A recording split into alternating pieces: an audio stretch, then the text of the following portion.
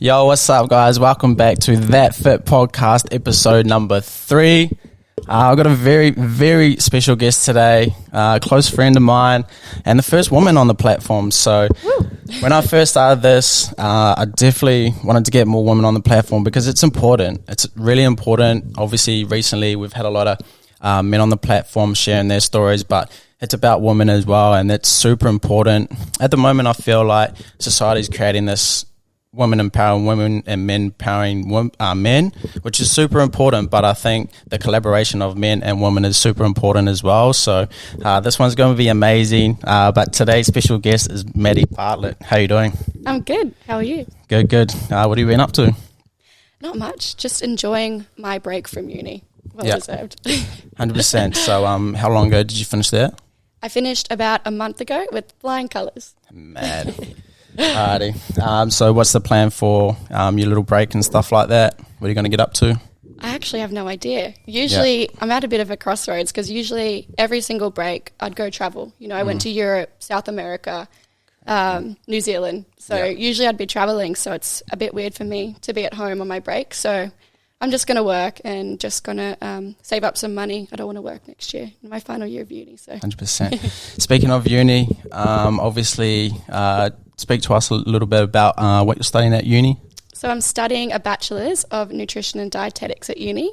I'm 3 years in, 1 year left to go. Super stoked. Yeah, that's crazy. But yeah, nutrition dietetics. All right, obviously you've got a amazing story, obviously going through a period of an eating disorder. So let's really dive into that story. Obviously overcoming that is something that obviously a lot of people will struggle with now.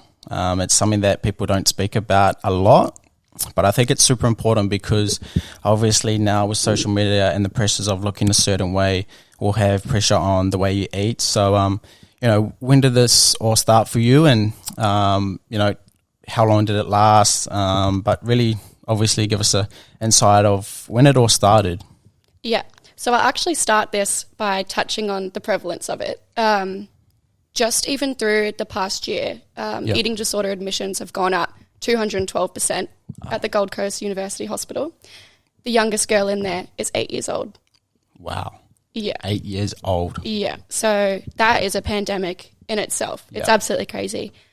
But for me, it started at 12 years old, so very, very young. And I think it had a lot to do, well, I know it had a lot to do with social media and thinspo, I guess, in television, in movies, on social media, the constant talk around women's bodies and how they needed to look, I suppose. Women are just they have got such a big pressure to look a certain way, and I think obviously men have that issue too, but 10 years ago when I was 12 years old, it was much, much more prevalent, and we didn't see that diversity of bodies as well shown in media, movies and television and stuff. So yeah, it started off with mental illness. So I developed anxiety and depression. And that quickly manifested itself into an eating disorder. You know, I had such a low self-worth and I felt so out of control in my life. So I used food as my coping mechanism. I also think now that I was using it as a cry for help. So this went on for 4 years. I would go through periods of not eating for 2 weeks, and then I'd allow myself. So you wouldn't eat nothing. Nothing. Like I would have 3 bottles of water, and I'd say breakfast, lunch, and dinner. So you'd say a bottle of water was breakfast, lunch, and dinner. Yeah, that's it. Water. Yeah. And then it would go on for about maybe 2 weeks, and then I'd get this intense pain, like I couldn't take it anymore. So I'd allow myself to eat 3 grapes, and then I'd go and bring it back up straight away. Sweet. And this went on for about 4 years. I think the biggest meal I would have had in 4 years, half a sandwich. And I went home and ran for half an hour. That's crazy. Yeah, it was really, really intense. So so obviously when you're that young, you're obviously still living with your mum and dad and stuff like that. How did you go about hiding this? Like, I did it. I hid it for about a couple months, but you know, they can obviously tell when I'm not at mealtime. And then, you know, it started raising alarm bells when I was losing a lot of weight. I looked very sick. How much did you weigh? I didn't weigh myself for a while because I was too scared. If I did, it would just send me on a spiral. Yeah. But I remember when I was 16, I would have weighed about 35 kilos. Crazy. Like, ridiculous. Yeah. Like, I don't even know how I survived, to be honest. Yeah. So you're obviously at school and stuff like that. How did you get through school and stuff like that? Eating like no food and stuff like that? Man, I didn't. You can ask my mum and dad. I was the crankiest, moodiest, like loner ever. Like I'd just sit by myself. I didn't want to be around anybody. I would pretend to go microwave my food for like half an hour and just sit there hoping no one would notice, throw my food out in the bin. But honestly, I went to such a big school. I was in a grade with about 450 people, and teachers should be able to recognize this stuff. I was displaying such clear signs of somebody in trouble, and it just went very unnoticed by most people around me except for my close family. Yeah. So obviously being at school and stuff like that, what sort of signs were you showing at school? Like, do you remember certain periods of time where even you knew you're just like, what is going on? Yeah, of course. I mean, I had such an awful time at school. I barely even went, to be honest, the last 3 years of school. I'd just call my mum after being there for an hour and be like, come get me. Yeah, I just hated it. And I couldn't quite find my clique. Like, obviously, I probably wasn't, if you've ever been around someone hangry, they're not very good to be around. And that was just me, hangry all the time. So I wasn't very liked at school. And I didn't have many friends, and I didn't feel safe there. So I had a bit of a rough time, to be honest. So obviously moving along and you're heading into age of 16 to 18, what was that period of your life like? Because obviously 16 to 18, you're around guys and stuff like that, boyfriends, etc. What was that period, and how do you think you were sort of perceived around like guys and stuff at that time? Well, at 16, I actually got a fake ID of my sister. And it was a bit of an awkward time for me because at 16, that's when most people start their mental health journey, I suppose. Yeah. But understanding their feelings and stuff like that. That's when I started to heal. Yeah. But I wasn't healed. I was starting to heal, but I was still in that awkward phase. Yeah. I got my fake ID and I started going out far too young, and I kind of quickly turned to drugs and alcohol to get me through social interactions and to feel somewhat happy, I suppose. Yeah. So you're going through that stage and stuff like that. Obviously, because for most people it could be a really obviously exciting time of their life where they sort of feel a sense of freedom. They have no responsibilities and stuff like that. So how'd you go with obviously you wouldn't have felt that you had responsibilities and stuff like that, but how did you sort of navigate that time where you're obviously going out, you're partying a lot and stuff like that? So how did you get through that? Well, in my mind, I compensated that for going to the gym and eating healthy, I'd say. When I was healing, I found a love for the gym and eating healthy, which I now know was my eating disorder trying to hide in something else. Yeah. I thought it was the healthy thing to do, and everyone around me complimented me on how healthy I was and how proud they were of me of finding exercise and healthy eating in a good way. But I think I even thought that too, but now I look back, I'm like, oh man, that was my eating disorder with a shield going, if I just hide my restrictive eating and my over-exercising with something that society perceives as healthy, no one will look at me. And they didn't. And I thought I was healed for a long time, but I wasn't. Definitely not. So how many times in a week and stuff were you training? What were you doing? Was it gym work, running and stuff like that? Cardio. Just cardio. Non-stop cardio. Cringe. Cardio. I'd go probably twice a day, and I was that crazy woman that would, weigh themselves before the treadmill, go run for half an hour, and then go weigh themselves again. I was pretty intense with my cardio training, and I thought carbs were evil. So I didn't eat bread. I was just eating like fruits and vegetables, no carbs, and then just doing cardio. Yeah. So obviously in that time, social media is a big presence, and sort of where were you going to look for your information? Were you looking for information, or was it something that you were just guessing and be like, okay, I'm just going to eat these 3 grapes and shit like that? Well, I don't remember the specific accounts, but I remember just like Fitspo accounts. Yeah. So like Instagram influencers, you know, posing in their activewear. Yeah. Promoting their skinny me teas and promoting their diet supplements, and me begging my mum to buy them for me. 100%. So obviously with the nutrition information now these days, I sort of want to touch on, obviously 18, is this when you found your passion for obviously going into a space where you are now? Was that Well, I actually chose my degree in grade 12. Yeah. So when we're planning out our future, I suppose, that was like a clear winner for me, I think, because Did you always know that, or was it a period of time where you sat down like, what is really going to be my passion? Were you even looking were you someone that's like, what am I going to do and stuff like that? Or was it straight away like, okay, this is definitely what I'm going to do? Yeah. Well, I think it's a bit, I think this passion was always inside of me, but I didn't know how to express it. And I expressed it in a way that was unhealthy.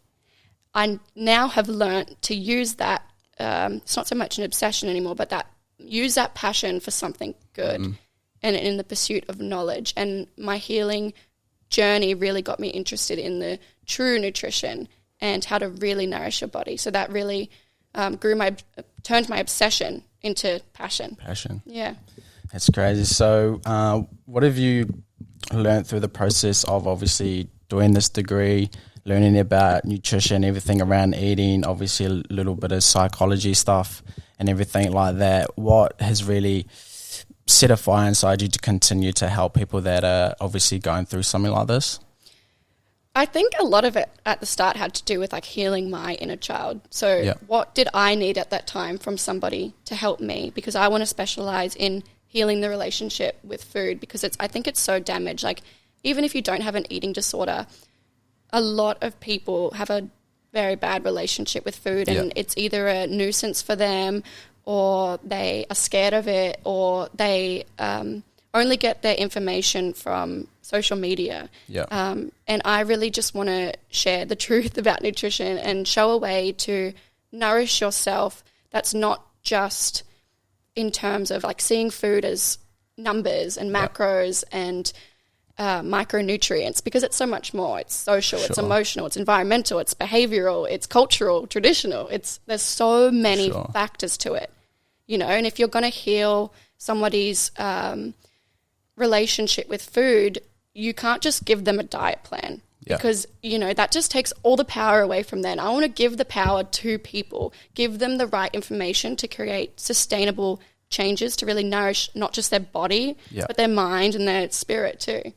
Sweet. So with yourself now, obviously going through and learning about nutrition, how do you what's changed from obviously back when you're going through it to now? Like, what's changed in terms of food and everything like that? How do you go about eating daily? Give us a little bit of insight of how you like to go through your day in terms of eating. Yeah, so I consider myself to follow the approach of intuitive eating. So intuitive eating is really about having a good relationship with food, tapping into that inner self and trusting it to tell you what it needs. So listening to your hunger and your fullness cues, listening to how your body feels after eating certain foods, incorporating gentle nutrition, and monitoring your energy levels, your mood. So I really focus on all forms of health, not just my body, you know. So, and I use intuition. So I'll wake up and I go, how do I feel today? Do I want something light? Do I want something more fulfilling? Do I feel... what sort of foods do I feel like, you know? And then I use this method. I think about three things when I'm creating a meal. So the first thing I think about is, like, what do I feel like, really? The second thing is macronutrients. So have I got protein, carbs, and fat in one way or another? Yes. Micronutrients, how can I add them? Fruit, vegetables, nuts, seeds. Number 3, satisfaction. How can I make this a more enjoyable meal? How can I make it a more fulfilling meal to make me feel energized for the day?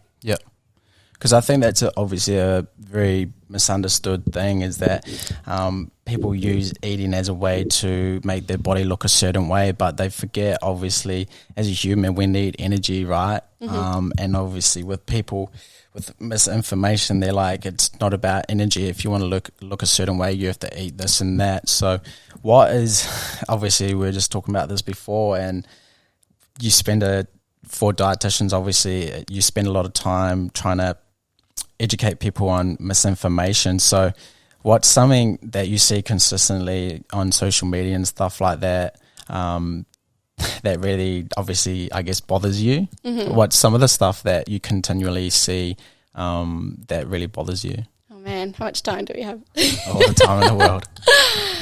Okay. I'll name the ones that just really get me going. Yeah. So the carnivore diet. Yeah. That's one that's very prevalent right now. For sure.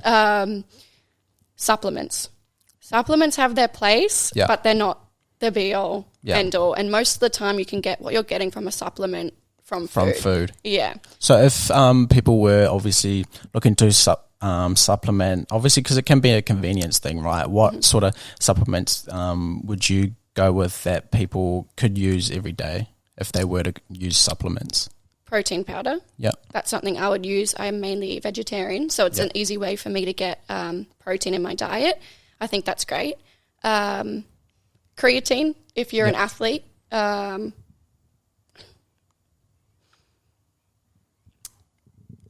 about it. Yeah. Do you use fish oils and stuff like that at all? What, sorry? Fish oil and stuff like that at all? Do you use that? No. If you're getting enough, I think before you start any sort of supplementation, go get a blood test done. Yeah. If you're hitting all your levels of, your vitamins and minerals, you're fine. Any excess, it's going to get excreted anyways. Yeah.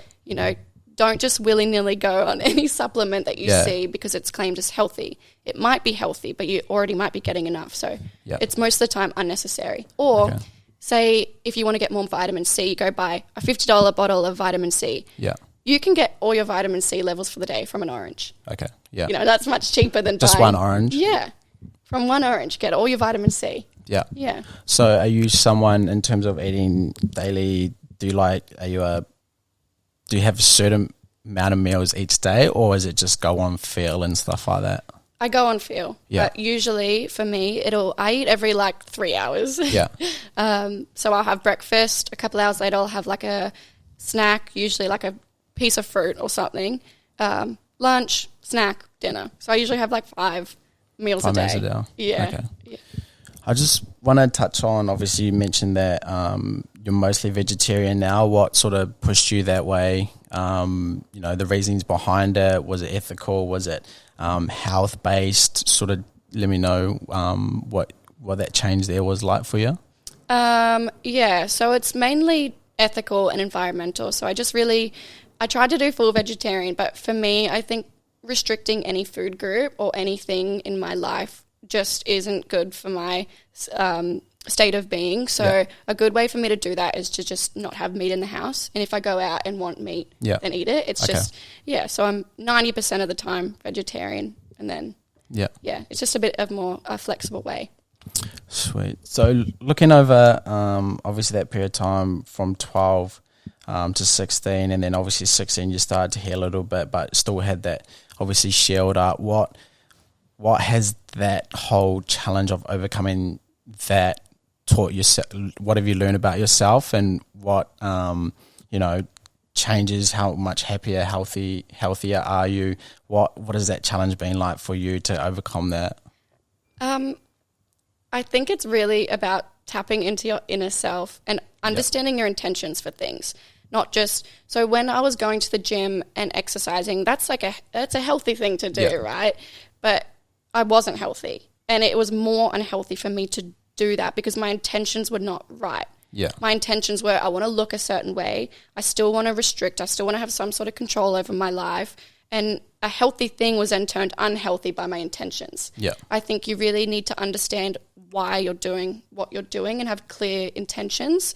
And now I really ask myself that every time I'm doing something, if I'm going to eat a healthy meal, am I doing this to fit a certain profile? Am I doing this to look good? Am I doing this, for vain aesthetic reasons? Or am I doing this to feel good? really setting my intentions and getting them right before I go and do something.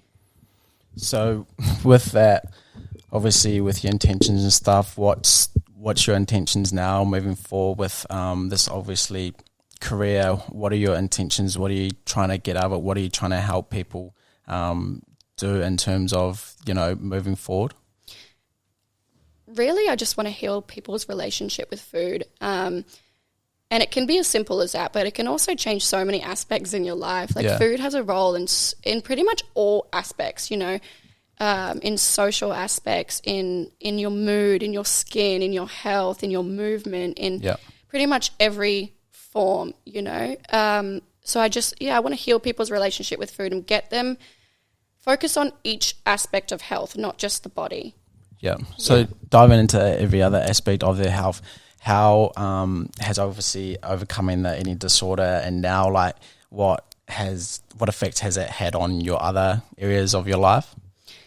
So I'm much more social. Yeah. My relationships are just so much better. So much better, man. So socially, my mood, I'm so much happier. Definitely. I remember the first time we sort of met you and stuff like that. You've definitely come a long way, and that's the thing. Especially we were speaking about it, obviously on the weekend when we went and had dinner and stuff like that with the crew, as it's really about learning from your mistakes and overcoming the challenges, and people sort of have that sort of vibe about them now, and it's something that you definitely have right now. That obviously back then you seemed outgoing, but I think you're more outgoing because you felt like you had to be. But now it's from such a true place that it's good to be around, right? Thank you. So that's super amazing. But in terms of other aspects of your life, like in terms of training, do you train at all in terms of moving your body? Yeah, so a big part of intuitive eating is finding movement that works for you. Yeah. So I have quit gym, not to start with. I use that as a crutch for myself. So I was like, let's just take that out of the equation and stop for a while. I had to stop all forms. Was that to sort of see how you actually felt without going to those places? Yeah. And I also moved like half an hour away from the closest gym. So I was like, it's too much driving. So far, and I was so busy with uni. But it was probably the best thing I could do for myself. Like I haven't gone to the gym now in probably like a year. But now I work out about 3 to 4 times a week, and I'll do it in the morning, and I do like a 15-minute Pilates session in my living room. Okay. And Pilates and yoga is something that I've really found love for as well. That's like my movement. Yeah. And also considering my lifestyle, I'm such an active person. I go swimming, I go walking, traveling around. Like I live such an active lifestyle as well, which most people don't take into consideration when they're thinking about movement and exercise. But it's all just intuitive, really. Like if I wake up and I only do it when I'm like, I want to work out, I want to move my body, I want to sweat, and that's a lot of the time. If you give yourself the chance and take the need away from it, like you need to work out, you need to push through, you need to do this, your body will tell you, it'll go, I want to move, I want to move. And it's so much better. Like I used to go sit in a gym for an hour just hating it, wanting to get out, but needing to do it to prove to myself. Yeah. But now I feel it, that 15 minutes does far more for me than an hour at the gym, because I'm connected, I'm mindful, I'm noticing how my muscles are working, and I get so much more sore now because I'm just so active and mindful while I'm doing it. And I love it. I love moving my body. So in terms of moving and stuff like that, what sort of Pilates are you with a certain person and stuff like that? Just to obviously give people a few places that they could look to go and do yoga and Pilates. Who are you with? Do you follow any sort of program and stuff like that? I don't follow any programs, but I usually do them on YouTube. I watch Pamela Reif. Okay. She's really good. And Mad Fit. Yeah. Those two girls. Is that you? Yeah, trying to be. Those two girls do really, really good Pilates, and they also do like these, like they call it like happy cardio. Okay. And man, tell me a bit more about that. I look like such a loser when I do it. I have to like shut my curtains and stuff because I'm not quite confident enough yet. But it's like a dance style of cardio, and it's so much fun. That's sick. Well, that's the thing. So it makes you happy as well, and like that endorphin flow and stuff like that. For me, I get that similar drive from like the gym. It's so weird. Like I'm the same. I have to do it by myself, but I'll just come home like I have like no shirt on. I'll just put music on, and that is what fulfills me. That's what gives me so much happiness as well. And I can feel like the way you were just saying, I was just like, that's actually the best thing. Like, but obviously you wouldn't have been able to get to this place without going through obviously the challenge of an eating disorder. And for people that are listening that may be going through something like that, what sort of message would you be giving to them for someone that's going through that sort of I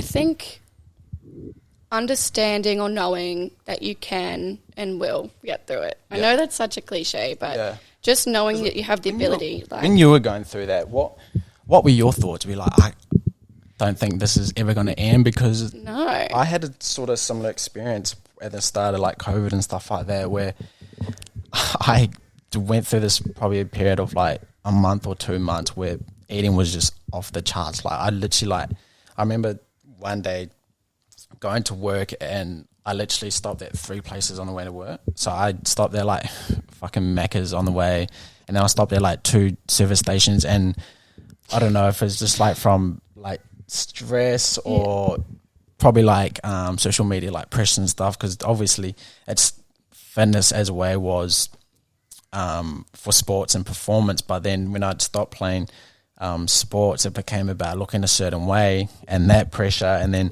it sort of was a sort of spiral as well. But I remember some days and it was just like off the chain, like just non-stop eating. I was just like, fuck, there's like actually something going on. But obviously it wasn't to an extent that you were, but it can be a scary place, right? So what were some of the times, what was probably the darkest moments that you had?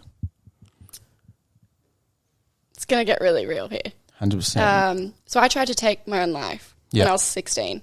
That's when it hit rock bottom for me. I was sitting in my room. I was starving.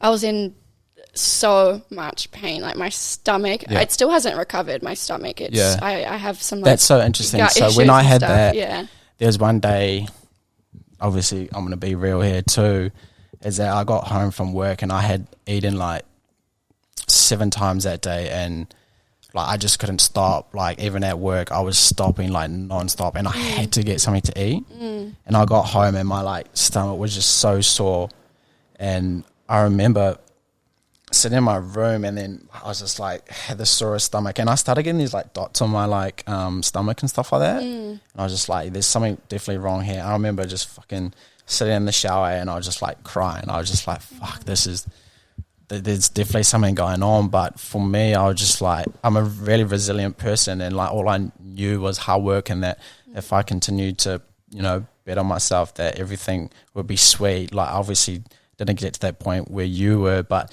it can be super scary. So from that day, like obviously waking up the next day, what was that like? Did you have a sense of relief, or was it like continued pain of like, what the fuck is going on?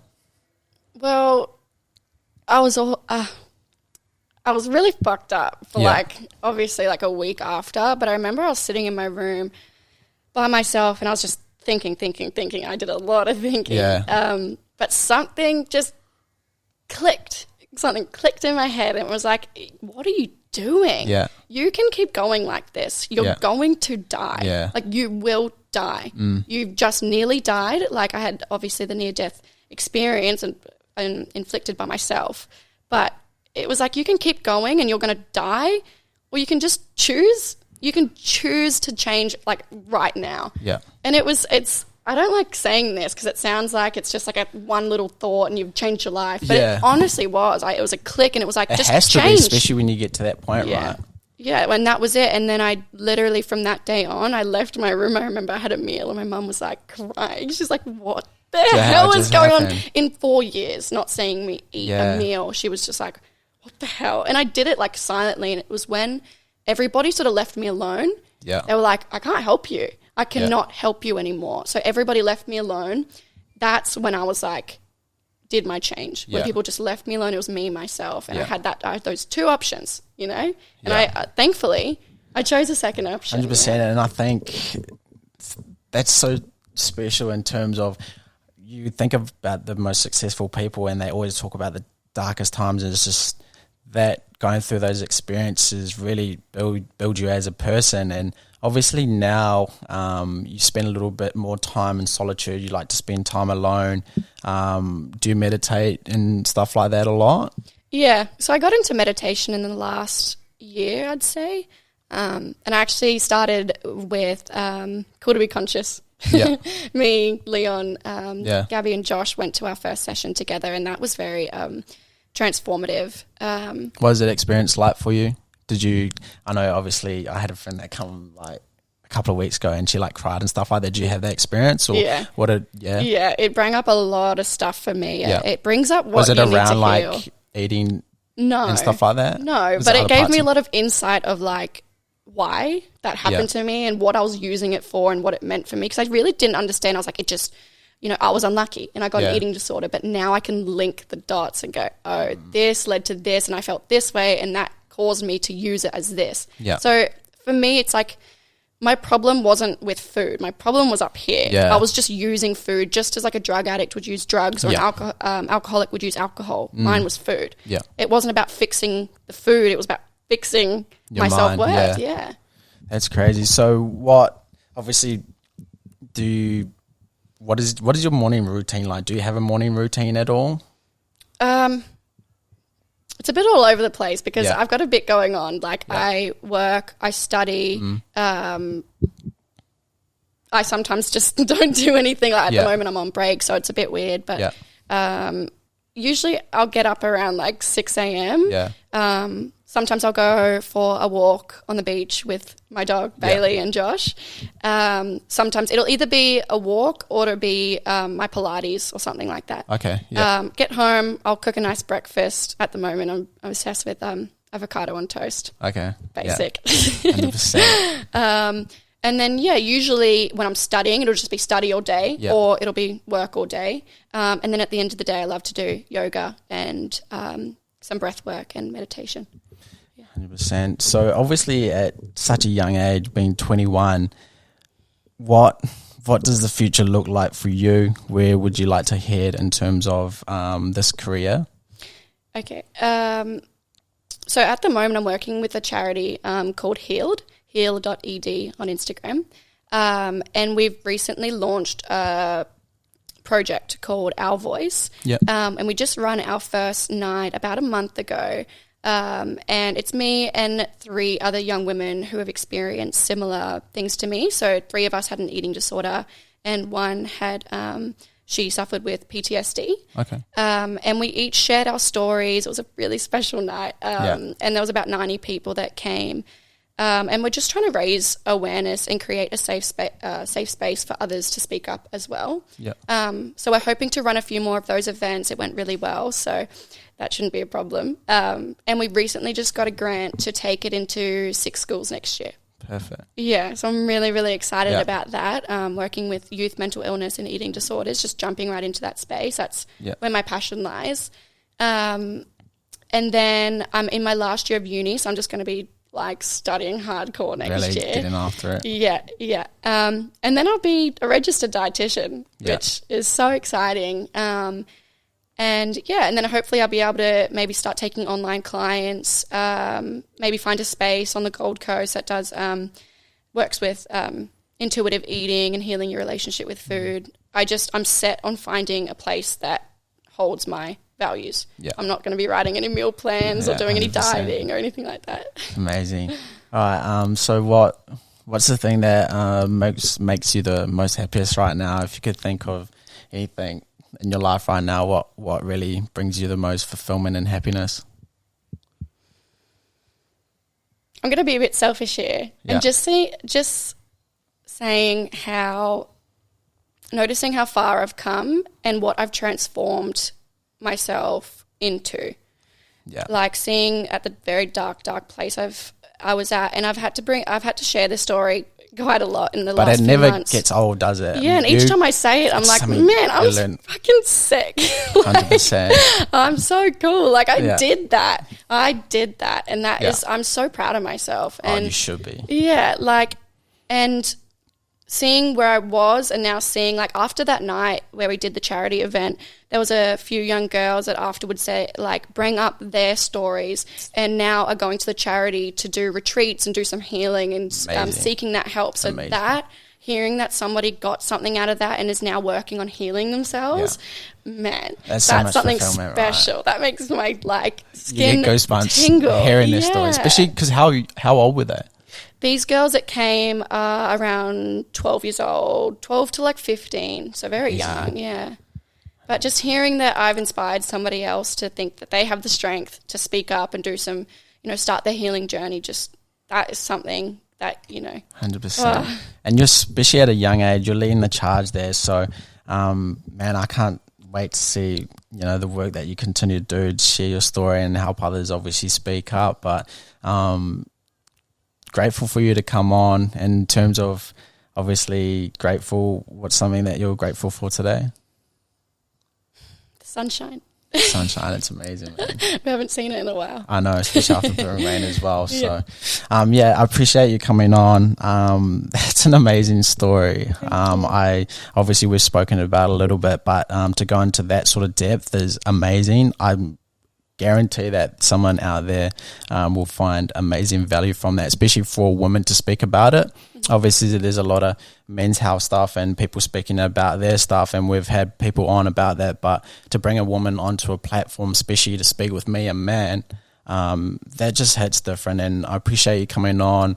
Obviously, as always, like, comment and subscribe. There is going to be other content for THATFIT other than podcast. Let me know what you guys think. Thank you to Medic coming on. An amazing story. But as always, stay fit and stay vibey. Let's go. Woo! That was cool.